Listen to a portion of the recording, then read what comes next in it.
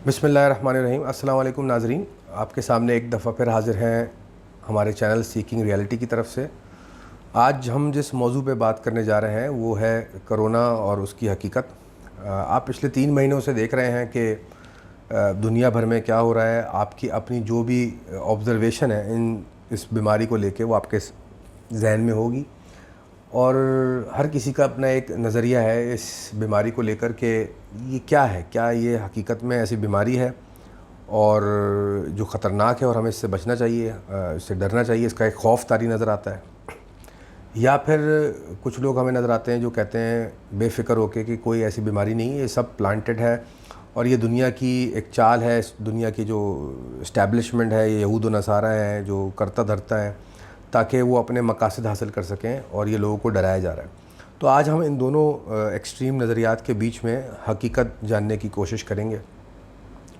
लेकिन इस हकीकत को जानने से पहले कुछ आपको हमें ये इल्म देना ज़रूरी है कि किसी भी चीज़, कोई भी इल्म आप तक पहुंचता है, उसकी हकीकत को वेरीफ़ाई किस तरह किया जाता है या उस पर रिलाय किस तरह किया जाता है, क्या वो नॉलेज या इन्फॉर्मेशन ट्रस्टेबल कैसे होती है।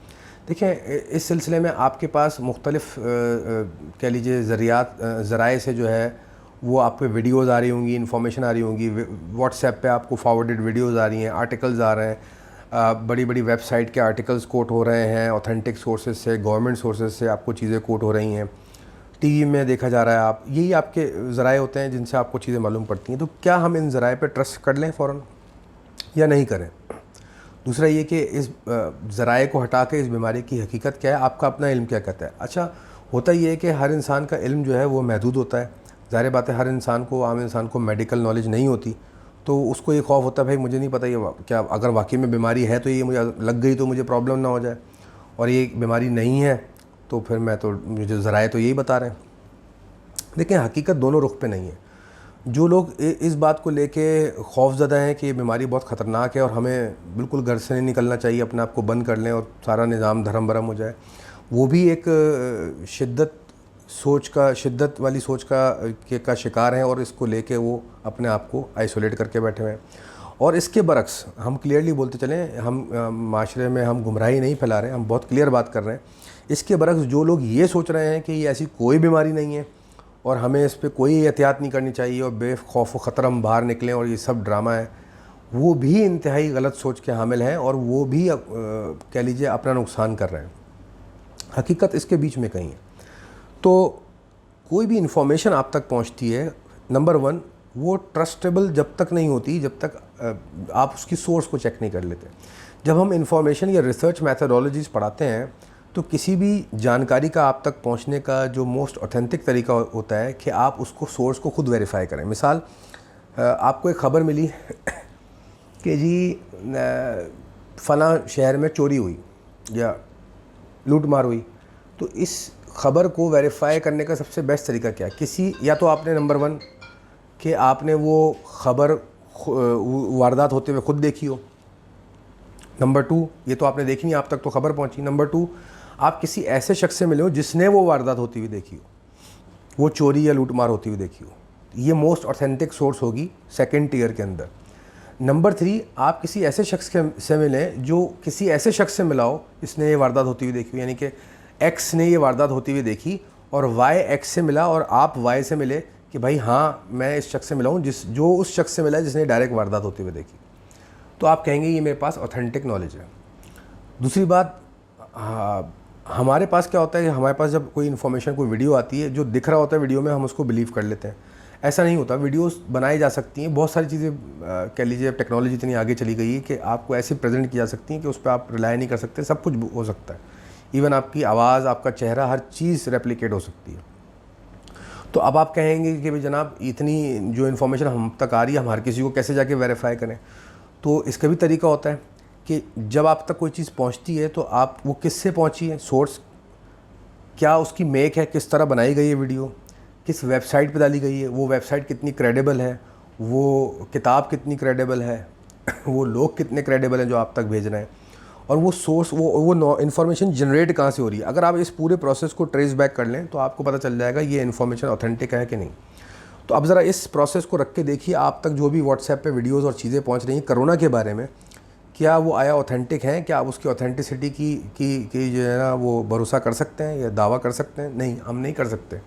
तो किसी चीज़ पे भी इस तरह ट्रस्ट करना, कोई भी इंसान किसी भी इंफॉर्मेशन पे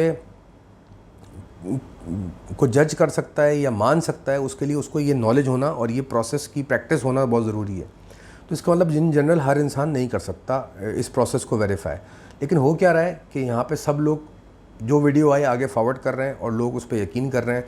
जैसे कि हम आपको एग्जांपल देते हैं, जब चाइना में शुरू में कोरोना आया तो वीडियोज़ आ रही थी कि लोग गिर रहे हैं रोडों के ऊपर और लोग उसको खौफ में फॉरवर्ड कर रहे थे, देखो कोरोना से ये हो रहा है, देखो कोरोना से ये हो रहा है। जबकि एक्चुअली वो चाइनीज़ मूवी की कुछ और ड्रामों की कुछ फुटेजेस थी जिनको एक्सट्रैक्ट करके क्लिप करके और लोगों ने भेज दिया गया प्रोपेगेंडा वॉरफेयर के तरीके से। अच्छा, ऑन द अदर हैंड अब ये बीमारी है या नहीं है उसके लिए आपको मेडिकल नॉलेज होना ज़रूरी है कि इंसान के जिस्म की जो पूरी फंक्शनल मैकेनिज़्म है वो किस पे काम करती है। देखें, इंसान का जिस्म जो होता है उसका एक ज़ाहिर है, यानी कि फ़िज़िकल वजूद, यानी कि आपकी फ़िज़िकल बॉडी के अंदर आपके ऑर्गन्स होते हैं, आपकी नर्व सिस्टम होता है, आपकी वेन सिस्टम होती हैं, आपका हर ऑर्गन का एक फ़ंक्शन होता है, फिर आपकी एक पूरी बॉडी की फिजियोलॉजी होती है कि हर ऑर्गन एक दूसरे के साथ किस तरह ताल्लुक़ कायम करता है, और उसकी बहुत डिटेलिंग भी होती है तो अगर आपको इस पूरी बॉडी की जो फिजियोलॉजी है और जो आपकी फ़िज़िकल बॉडी है उसकी बायोलॉजी आपको पता है तो ही आप समझ सकते हैं कि कौन सा वायरस, कौन सा बैक्टीरिया किस तरह काम करता है, किस ऑर्गन पे अटैक करता है, सिम्टम्स क्या होते हैं, किस तरह वो बिहेव करता है। बैक्टीरिया क्या होते हैं, वायरस क्या होते हैं, उनकी केमिस्ट्री किस तरह बिहेव करती है, आपकी बॉडी की जो बायोलॉजिकल केमिस्ट्री है वो किस तरह बिहेव करती है, क्या केमिकल मूवमेंट्स होते हैं, ये सारी नॉलेज अगर आपके पास है, जो कि एक नॉर्मली डॉक्टर्स के पास किसी हद तक होती है, तो आप समझ सकते हैं ये कोरोना क्या चीज़ है क्या नहीं है। अगर आपके पास इन दोनों रुख के ऊपर, यानी कि किसी भी इंफॉर्मेशन को वेरीफाई करना और आपकी मेडिकल नॉलेज में कमी है, तो आप उस जगह पे खौफ का शिकार रहेंगे। तो जो लोगों के पास मेडिकल नॉलेज की कमी है वो इस खौफ का शिकार है कि ये बीमारी है और ये हमें आके लग गई तो हम मर सकते हैं, और इस खौफ से वो बहुत ज़्यादा एहतियात कर रहे हैं।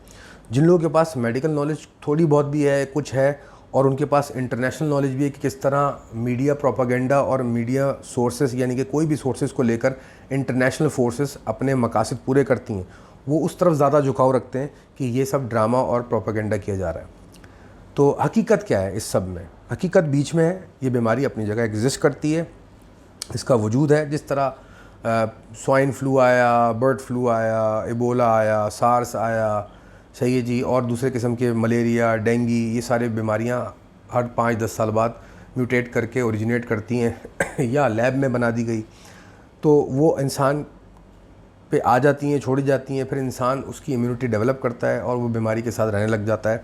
ये अपनी जगह हकीकत है। तो ये बीमारी एग्जिस्ट करती है, लेकिन जो हम देख रहे हैं इंटरनेशनली, इस बीमारी को लेकर जो लोगों में मीडिया सोर्सेज से प्रोपेगेंडा किया जा रहा है, उसको इस्तेमाल किया जा रहा है, वो साफ नज़र आ रहा है उसके ताने बाने बुनते हुए। तो उस ताने बाने जो बुन रहे हैं उसके उस ज़मरे के अंदर जो लोग खौफ के शिकंजे में आ रहे हैं वो लोग आपको खौफज़दा नज़र आ रहे हैं, और जो लोग इस हकीकत से वाकिफ़ हैं तो वो इस बीमारी की एग्जिस्टेंस की हकीकत की जो वजह है उसको हम निगेट कर रहे हैं, उसको बरूए कार रख रहे हैं, बरूए ताक रख रहे हैं, और जो है ना इस बीमारी से बिल्कुल खौफज़दा नहीं और बाहर घूमते हुए नज़र आ रहे हैं। तो जो लोग इस बीमारी से इसका एहतियात नहीं कर रहे और उनको लग जाए तो वो भी नुकसान उठाएंगे, और जो लोग इस बीमारी को लेकर इतने खौफज़दा हैं कि उन्होंने पूरी ज़िंदगी मुंजमद कर दी है, वो भी अपना नुकसान उठा रहे हैं, क्योंकि वो अपने ज़िंदगी के ज़रूरी मामलात से जो है फ़ारिग हो चुके हैं। तो हकीकत बीच में आपको एहतियात करना ज़रूरी है, और इस चीज़ से भी अवेयरनेस रखनी है कि कोई प्रोपेगेंडा का आप शिकार ना हो।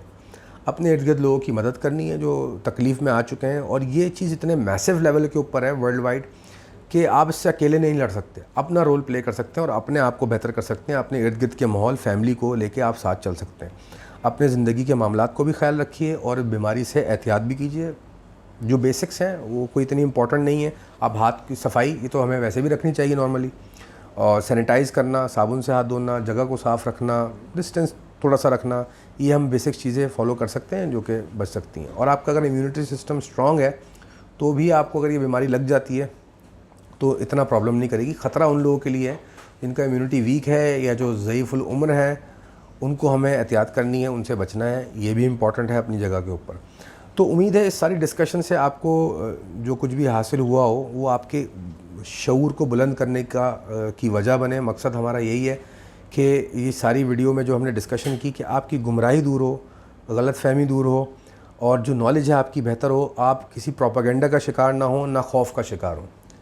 हकीकत जो है इन दोनों के दरमियान है। और आखिरी में हम ये बात भी करते चलें कि इस बीमारी को लेकर जो लोग लोकल लेवल पे, यानी कि ये इंटरनेशनल सिनेरियो हमने आपको बताया, लेकिन जब ये इंटरनेशनल सिनेरियो कोई ऐसा बनता है, जैसे मोहल्ले में जो है ना भगदड़ मच गई, एनार्की फैल गई, तो जो छोटे लुटेरे चोर होते हैं वो जाके छोटी दुकानों को लूटना शुरू कर देते हैं, अपना फ़ायदा उठाते हैं कि भाई भगदड़ तो मची हुई है, तो जब तक हम ये चोर आके भाग जाएँ। तो यही चीज़ इस पर भी अप्लाई होती है कि जो इंटरनेशनल सिनेरियो में एनार्की और जो पैनिक फैला हुआ है, उस पैनिक को यूज़ करके लोग अपने लोकल मकासद को लेके, कुछ गवर्नमेंट्स लोकली अपने मकासद पूरे करने के लिए इसको इस्तेमाल कर रही हैं और हर मुल्क में ये चीज़ हो रही है। तो उसका भी आप शिकार ना बने, उस चीज़ को भी समझिए। देखें, जो भी इंसान बदनीयत होगा, बद किरदार होगा, वो हर उस मौके का फ़ायदा उठाएगा जो मौका उसकी बद किरदारी, बदनीयती को फ़रोग़ देता होगा। कॉमन सेंस की बात है। तो चाहे वो किसी सिस्टम में कोई ग्रुप हो लोगों का, कोई माइंडसेट हो, चाहे वो कोई ज़ाती फ़र्द हो, या कोई वो इदारा हो, या कोई वो पॉलिटिकल पार्टी हो, बुराई का कोई क्राइटेरिया नहीं होता बद किरदारी का। वो ग्रुप में भी हो सकती है, इंडिविजुअल लेवल पे भी हो सकती है। तो इन बातों को जहन में रखते हुए आगे बढ़िए और हम इंशाल्लाह अगली वीडियो में बताएंगे कि इस सारे प्रोसेस को लेकर जो नताइज सामने आ रहे हैं इंटरनेशनली, वो मकासद अब जो सामने आ रहे हैं कि ये इस सबसे बेनिफिट किसको पहुंच रहा है और किसने ये ट्रिगर किया, इस पे भी हम आगे इंशाल्लाह वीडियो बनाएंगे। जब तक के लिए इजाज़त दीजिए। अल्लाह आपका हामी व नासिर हो। अस्सलाम वालेकुम।